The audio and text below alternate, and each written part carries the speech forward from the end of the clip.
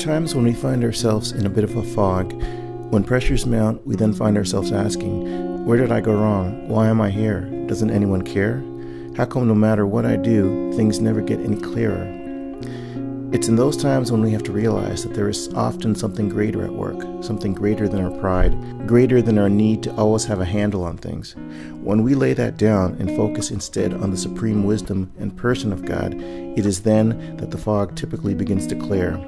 In the book of Proverbs, King Solomon gives some insight on how we as human beings often react towards God and life when things go wrong. Who has woe? Who has sorrow? Who has contentions? Who has complaining? Who has wounds without cause? Who has redness of eyes?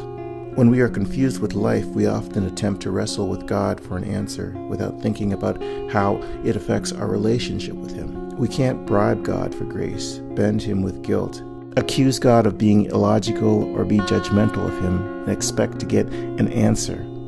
All of these approaches are simply more of the same perspective that caused us to be in our confusion in the first place.